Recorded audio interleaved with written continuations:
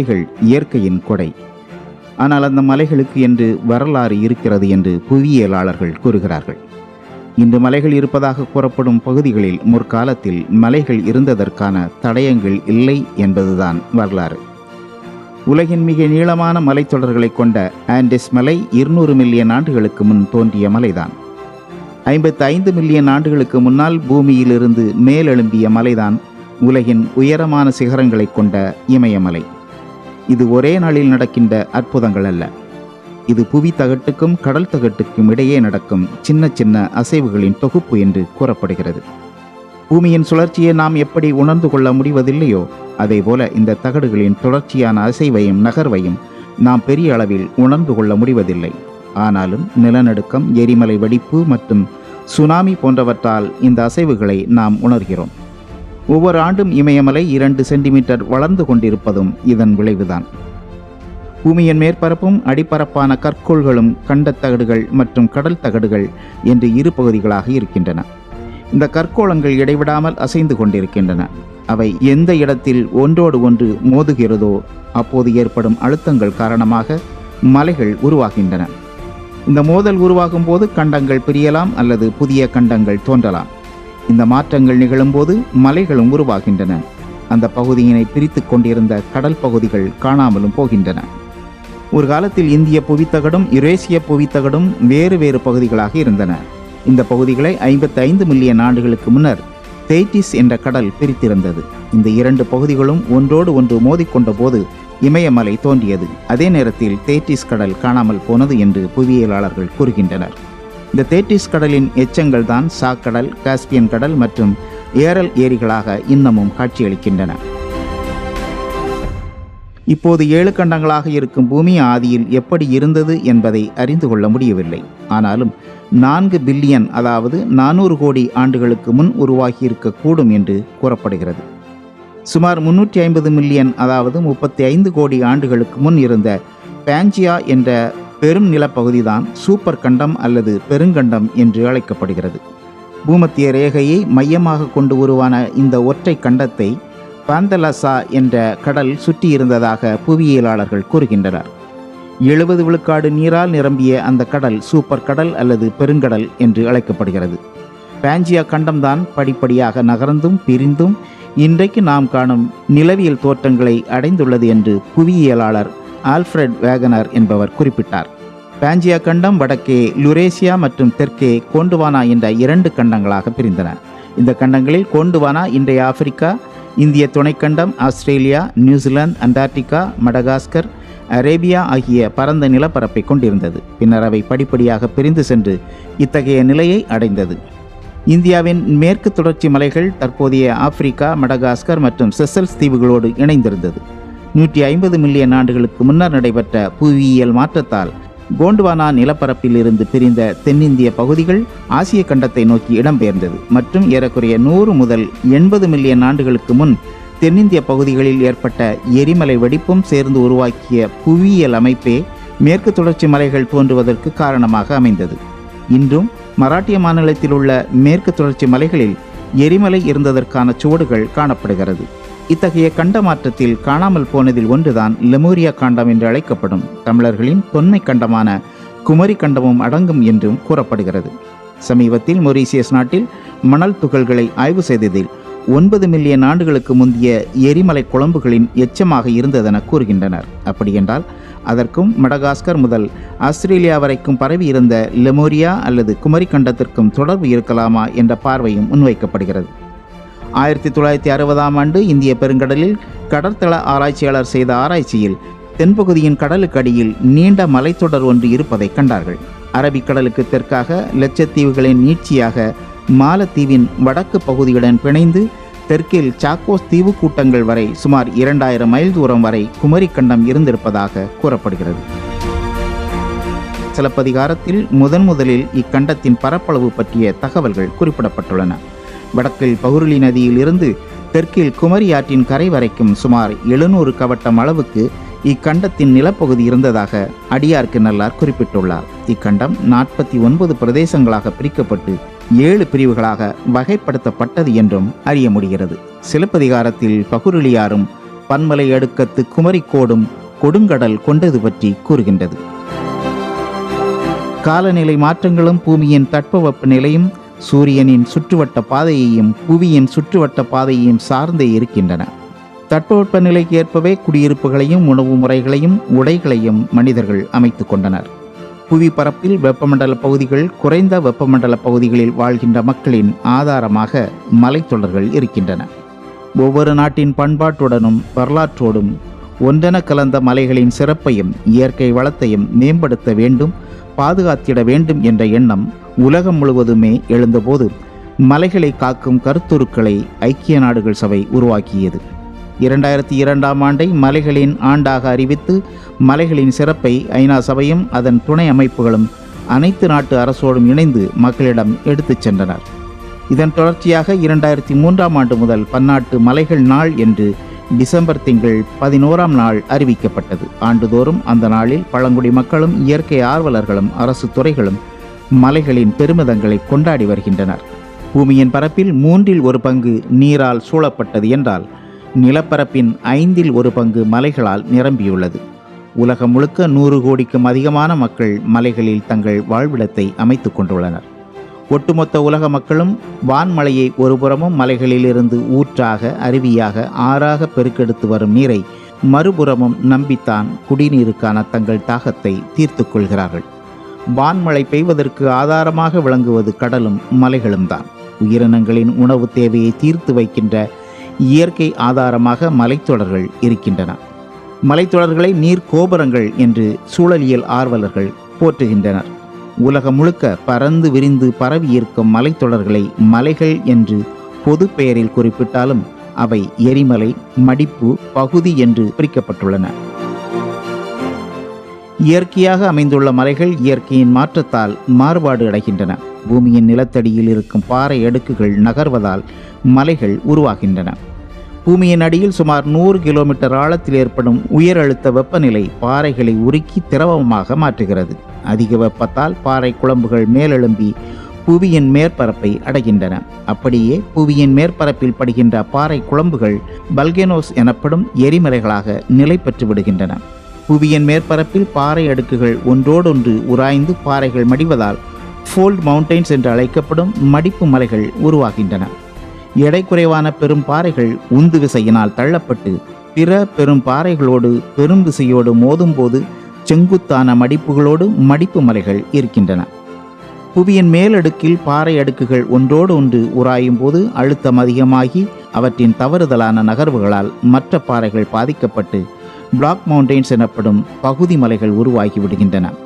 இவற்றின் இடைப்பட்ட பகுதிகளை பள்ளமான பகுதிகள், பிளவிடை பள்ளங்கள் என்றும் அழைக்கின்றனர். உயர்ந்து நிற்கும் மலைகளில் நீர், காற்று, பனி, நிறை ஈர்ப்பு, அழுத்தம் காரணமாக மண் அரிப்பு உருவாகின்றன. உயரமான பகுதியிலிருந்து படிப்படியாக சரிந்து கீழே மண் தள்ளப்படும் போது பிரமிடுகள், சிகரங்கள், கத்தி விளிம்புகள், பீடபூமி மலைகள் உருவாகின்றன. மலைகளில் மிகவும் உயரமான பகுதிகள் பனிகள் சூழ்ந்த துருவநிலை பகுதிகளாக இருக்கின்றன. நிலையான காலநிலை கொண்ட உயரடுக்கு மண்டலமாக இப்பரப்பு திகழ்கிறது. இதன் கீழ்ப்பரப்பில் ஊசி இலைக்காடுகள், மலைக்காடுகள் பறந்து விரிந்திருக்கின்றன. அதற்கு கீழ்ப்பரப்பில் பாக்டீரியாக்கள், பூஞ்சைகள், பூச்சிகள், புழுக்கள், பறவைகள், விலங்குகள், தாவரங்கள் என்று பல்வேறு உயிரினங்கள் ஒன்றுக்கொன்று ஒத்திசைவாக சேர்ந்து வாழும் பல்லுயிர் சூழல் மிக்க பகுதியாக இருக்கின்றன. தமிழ்நாட்டின் மேற்கு தொடர்ச்சி மலையும் கிழக்கு தொடர்ச்சி மலையும் முக்கியமான பல்லுயிர் சூழல் மண்டலங்களாக இருக்கின்றன. இந்தியாவிலேயே நீலகிரியை தான் உயிர்ச்சூழல் மண்டலம் என்று முதலாக யுனெஸ்கோ அறிவித்தது. உலகில் உள்ள 12 உயிர் வளமை மிக்க மலைகளில் மேற்கு தொடர்ச்சி மலையும் ஒன்று. தனித்தன்மை கொண்ட பல்வேறு உயிரினங்கள் இங்கு வாழ்கின்றன. கொடைக்கானல், பழனிமலை, நீலகிரியில் உள்ள முக்குருத்தி மலை பகுதிகளில் குறிஞ்சி மலர் செடிகள் 12 ஆண்டுகளுக்கு ஒருமுறை மலர்கின்றன. இதுபோலவே சிலுவை மரம் எனும் வாற்றில் மரம் சேர்வராயன் மலைத்தொடரில் உள்ள ஏற்காட்டில் மட்டுமே உள்ளது. களக்காடு, ஆனைமலை போன்ற அடர்ந்த மலைக்காடுகளின் உச்சியில் வாழக்கூடிய சிங்கவால் குரங்கினம், பாறை நிறைந்த வனப்பகுதியில் காணப்படுகின்ற வரையாடுகள், திருகு கொம்புடைய வெளிமான்கள், சோலைக்காடுகளில் மட்டுமே வாழக்கூடிய வான்கோழி, இருவாச்சி, கானாங்கோழி, ஒகேனக்கல் பகுதியில் வாழும் வரகு கோழி, உப்பு நீர் முதலை போன்ற உயிரினங்கள் தமிழ்நாட்டின் சிறப்புக்குரியதாக காணப்படுகின்றன. தருமபுரி மாவட்டம் ஒகேனக்கல், கிருஷ்ணகிரி மாவட்டம் மல்லல்லி, திருநெல்வேலி மாவட்டம் புளியங்குடி, கோட்டைமலை பகுதிகளில் பழங்குடி மக்கள் குகைகளில் வாழ்கிறார்கள். வேட்டையாடுதல், இயற்கை வனங்களில் தேனெடுத்தல், கிழங்கு எடுத்தல், மீன்பிடித்தல் போன்ற தொழில்களை பழங்குடி மக்கள் செய்கிறார்கள். கொத்துக்காடுகள், புனல் காடுகள் என்ற பெயரில் மலை நெல், மலை வாழை, பலா, கேழ்வரகு, திணை, சோளம் பயிரிடுகிறார்கள். மலைத்தொடர்களில் மரங்கள் நிறைந்த அடர்ந்த நிலப்பகுதியைத்தான் காடு என்று அழைக்கிறோம். காடு என்பதற்கு வனம், கானகம், அடவி, புறவு, பொதும்பு என்று பல்வேறு தமிழ் சொற்கள் இருக்கின்றன. இமயமலையின் வடகிழக்கு பகுதிகள் மற்றும் மேற்கு தொடர்ச்சி மலையின் மேற்கு சரிவுகளின் அடிவாரத்திலிருந்து ஏறத்தாழ 1000 மீட்டர் வரை அடர்ந்த காடுகள் காணப்படுகின்றன.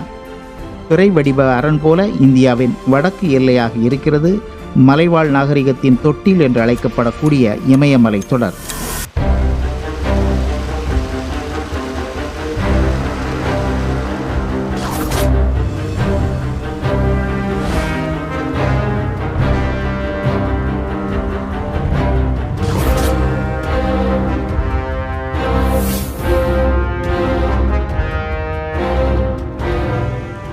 மேட்டூர் அணை கட்டுவதற்கு வெள்ள பாதிப்பு மட்டுமே காரணமாக இருக்கவில்லை.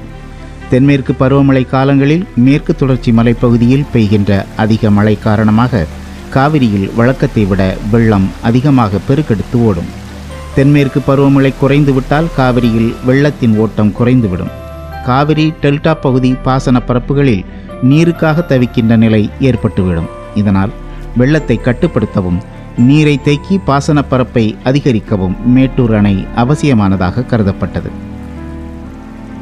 அணை கட்டுமான பணிகள் தொடங்கிய போது மூலப்பொருட்கள் கொண்டு வருவதற்கு பெரும் சிரமங்கள் ஏற்பட்டன. இதனால் பிரிட்டிஷ் அரசின் செயற்பொறியாளர் TIS மேக்கே தலைமையில் இருப்பு பாதை ஒன்று அமைக்கப்பட்டது.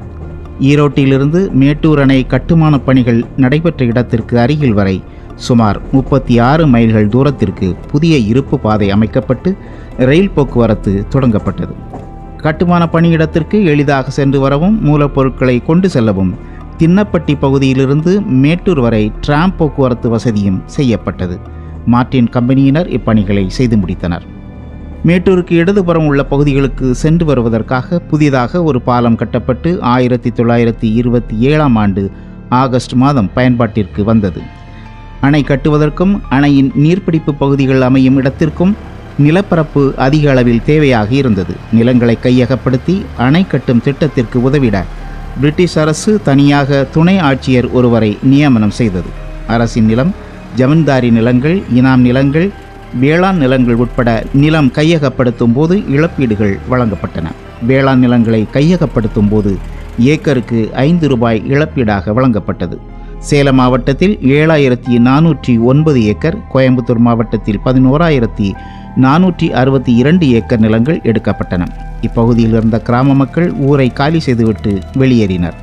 மொத்தம் 4146 வீடுகள் அந்த இடத்திலிருந்து காலி செய்யப்பட்டன. 1930ஆம் ஆண்டு பிப்ரவரி மாதம் நிலம் கையகப்படுத்தும் பணிகள் முழுவதும் நிறைவு பெற்றது. நேயம்பாடி, செட்டிப்பட்டி, தாளவாடி, பழைய நாயம்பாடி, பாலவாடி, பண்ணவாடி, கோட்டையூர் உள்ளிட்ட 33க்கும் மேற்பட்ட கிராமங்கள் இணைத்து மேட்டூர் அணை உருவானது.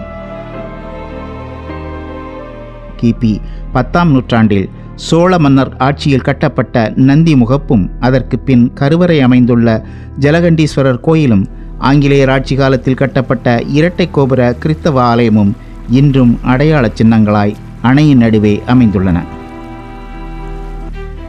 பொறியாளர் சார் கிளமெண்ட் முல்லிங்ஸ் தலைமையில் பிரிட்டிஷ் அலுவலர்களும் தமிழ்நாட்டு பொறியாளர்களும் இணைந்து மேட்டூர் அணையை கட்டியெழுப்பும் பணிகளை செய்தனர்.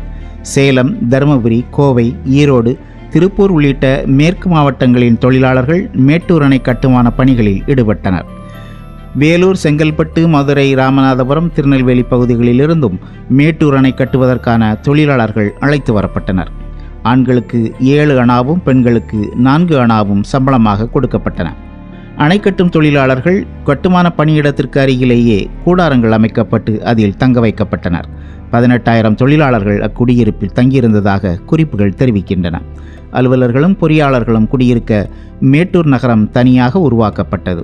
1926 மார்ச் மாதம் மேட்டூர் டவுன்ஷிப் கட்டி முடிக்கப்பட்டு திறந்து வைக்கப்பட்டது. அணை அமைவிடத்திற்கு வலதுபுறம் ஸ்மித் மலை, ஸ்டோனி மலை, கேம்பல் மலை பகுதிகளில் குழி தோண்டப்பட்டது. இப்பணிகள் மைசூர் புவியியல் ஆய்வாளர் டாக்டர் ஸ்மித், இந்திய அரசின் புவியியல் ஆய்வாளர் விநாயக் ராவ் ஆகியோரின் மேற்பார்வையில் நடைபெற்றது. காவிரியில் வெள்ளம் வந்தால் அதனை எப்படி எதிர்கொள்வது என்பதற்கான தனி ஆய்வுகள் நடைபெற்றன. சராசரியாக 1910ஆம் ஆண்டு வரையிலும் காவிரியில் 2 லட்சம் கன அடி வெள்ளம் பெருக்கெடுத்து ஓடியுள்ளது. 1896இல் 2,07,000 கன அடி வெள்ளமும் 1924இல் அதிகபட்சமாக 4,56,000 கன அடி வெள்ளமும் காவிரியில் கடந்துள்ளது. வெள்ளத்தை வேறு இடங்களுக்கு திருப்பிவிட அணை கட்டப்பட்டு வந்த இடத்திற்கு வலப்புறத்தில் புலிமலை பகுதிக்கு மேற்கே இயற்கையாக அமைந்த தாழ்வான பகுதியின் வழியாக நீர் வெளியேற்றும் அமைப்பு உருவாக்கப்பட்டது. அணையின் இடது பக்கம் 20 அடி உயர புதிய அமைப்பும் கட்டப்பட்டது. இந்த அமைப்பின் வழியாக வெளியேறும் நீர் தொட்டில்படை என்ற இடத்தின் அருகே மீண்டும் காவிரியுடன் கலக்குமாறு அமைக்கப்பட்டிருந்தது. மழை, வெள்ளம், குளிர், பனி, வெயில் என தட்பவெப்பநிலை மாற்றங்களை பொருட்படுத்தாமல் அணை கட்டுமான பணிகள் தொடர்ந்து நடைபெற்றன. அணை கட்டுமானத்திற்கு சுண்ணாம்பு மற்றும் காரை அதிக அளவு பயன்படுத்தப்பட்டது. இதற்கான சுர்கி சுண்ணாம்பு சேலம், சங்ககிரி, பவானி பகுதிகளிலிருந்து கொண்டு வரப்பட்டது. கட்டுமான உறுதிக்காக போர்ட்லேண்ட் சிமெண்ட் கான்கிரீட் போடப்பட்டது. கட்டுமானத்திற்கு தேவையான மணலை சோளப்பாடி பகுதிகளிலிருந்து பரிசல்கள் மூலமாக கொண்டு வந்தனர். கூடுதலான மணல் தேவைக்கும் அணையின் உறுதியை அதிகப்படுத்தவும் பாறைகளை உடைத்து அந்த மணல் அதிக அளவு பயன்படுத்தப்பட்டது. சேத்தமலைக்கு கிழக்கே புலிமலை பகுதியில் பாறைகள் எடுக்கப்பட்டன. அணை கட்டுவதற்கும் பாறைகளை வெடிவைத்து தகர்ப்பதற்கும் தேவையான மின்சாரத்திற்காக டீசல் ஜெனரேட்டர்கள் பயன்படுத்தப்பட்டன. கூடுதல் மின்சாரம் சிவசமுத்திரம் மின் உற்பத்தி நிலையத்திலிருந்து பெறப்பட்டது. 9 ஆண்டுகாலம் இடைவிடாமல் நடந்த கட்டுமான பணியால் ஆசியாவிலேயே முதல் உயரமான அணையாக காவிரியின் குறுக்கே மேட்டூர் அணை எழுந்து நின்றது.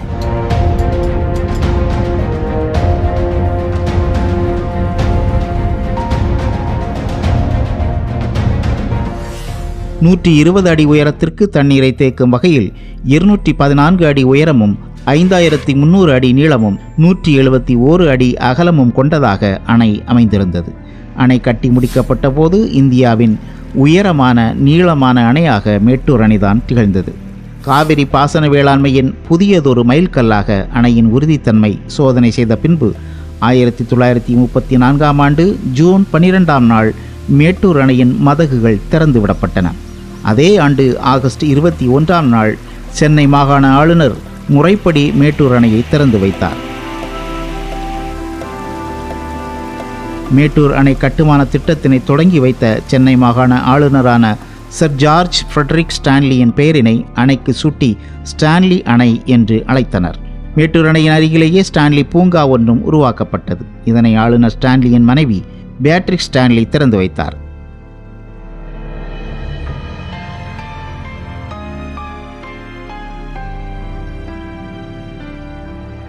மேட்டூர் அணை அமைந்துள்ள மலைப்பகுதியில் புதிய சாலைகள் அமைக்கப்பட்டு கோயம்புத்தூர், சென்னை இடையிலான புதிய போக்குவரத்தும் தொடங்கப்பட்டது. மேட்டூர் அணையின் கட்டுமான பணிக்காக ஒதுக்கப்பட்ட 7,37 லட்சம் ரூபாய் திட்ட மதிப்பீட்டில் 6,67 லட்சம் செலவு செய்து திட்டப்பணிகள் முடிக்கப்பட்டன. மேட்டூர் அணையில் 16 கண் உபரி நீர் போக்கி மதகுகள், 8 கண் மேல்மட்ட மதகுகள், 5 கண் கீழ்மட்ட மதகுகள் அமைக்கப்பட்டிருக்கின்றன. 16 கண் மதகுகள் கொண்டதாக அமைக்கப்பட்ட மேட்டூர் அணையில் 2 சுரங்க மின் திட்டங்கள் செயல்பட்டு வருகின்றன. பிரிட்டிஷ் ஆட்சியில் தொடங்கப்பட்ட சுரங்க மின் திட்டமும் விடுதலை இந்தியாவில் தொடங்கப்பட்ட சுரங்க மின் திட்டமும் மின் உற்பத்தி செய்து வருகிறது. 4 அலகுகள் கொண்ட நீர்மின் நிலையம் மூலமாக மின்சாரம் தயார் செய்யப்படுகிறது. லோயர் மேட்டூர் பவர் ஹவுஸ் 4 பிரிவுகளாக செயல்பட்டு வருகிறது. முதல் பிரிவு சுமார் 10 கிலோமீட்டர் தொலைவில் செக்கனூர் நீர்த்தேக்கத்திலும், 2வது பிரிவு 20 கிலோமீட்டர் தொலைவில் நெருஞ்சிப்பேட்டை நீர்த்தேக்கத்திலும், 3வது பிரிவு பவானி அணையிலிருந்து 16 கிலோமீட்டர் தொலைவில் கொன்னேரிப்பட்டி நீர்த்தேக்கத்திலும், 4வது பிரிவு பவானி அணையிலிருந்து 5 கிலோமீட்டர் தொலைவில் உராச்சிக்கோட்டர் நீர்த்தேக்கத்திலும் அமைக்கப்பட்டுள்ளது. மேட்டூர் அணையிலிருந்து தண்ணீர் திறக்கப்பட்டால் அணை மற்றும் சுரங்க மின் நிலையம் மூலம் 250 மெகாவாட் மற்றும் காவிரி ஆற்றில் 7 கதவணை மின் நிலையங்கள் மூலம் 210 மெகாவாட் மின் உற்பத்தி செய்யப்படுகிறது. காவிரியின் குறுக்கே கட்டப்பட்ட மேட்டூர் அணையின் மூலமாக சேலம் மாவட்டத்தில் 4.66 லட்சம் ஏக்கர் பாசன நிலங்களும், திருச்சி மாவட்டத்தில் 2.74 லட்சம் ஏக்கர், தஞ்சாவூர், திருவாரூர், நாகப்பட்டினம் மாவட்டங்களில் 12.05 லட்சம் ஏக்கர், புதுக்கோட்டை, கடலூர் உள்ளிட்ட மாவட்டங்கள் 2.70 லட்சம் ஏக்கர் என்று சுமார் 20 லட்சம் ஏக்கருக்கும் அதிகமான வடிநிலங்கள் மேட்டூர் பாசனத்தால் பயன்பெற்றன. 4 லட்சம் ஏக்கரில் குறுவை சாகுபடியும் 12 லட்சம் ஏக்கரில் சம்பா சாகுபடியும் நடைபெற்றது. தற்போது மேட்டூர் அணையினால் சேலம், நாமக்கல், ஈரோடு, திருவாரூர், புதுக்கோட்டை உள்ளிட்ட 12 மாவட்டங்களைச் சேர்ந்த 16 லட்சம் ஏக்கர் நிலங்கள் பாசன வசதி பெற்று வருகின்றன. மேட்டூர் அணையில் மீன்பிடித்தல் சிறப்புக்குரியதாக விளங்குகிறது. அணையின் நீர்த்தேக்க பகுதிகளில் 2000க்கும் மேற்பட்ட படகுகள் மூலமாக உள்நாட்டு மீனவர்கள் மீன்பிடி உரிமம் பெற்று மீன்பிடி தொழில் செய்து வருகின்றனர். 30க்கும் மேற்பட்ட கிராமங்களை உள்வாங்கி பெரும் நிலப்பரப்பில் நீரை தேக்கி கோடிக்கணக்கான மக்களின் உணவு தேவையை தீர்த்து வைத்திட லட்சக்கணக்கான ஏக்கர் பாசன நிலங்களுக்கு ஆதாரமாக இருக்கிறது மேட்டூர் அணை.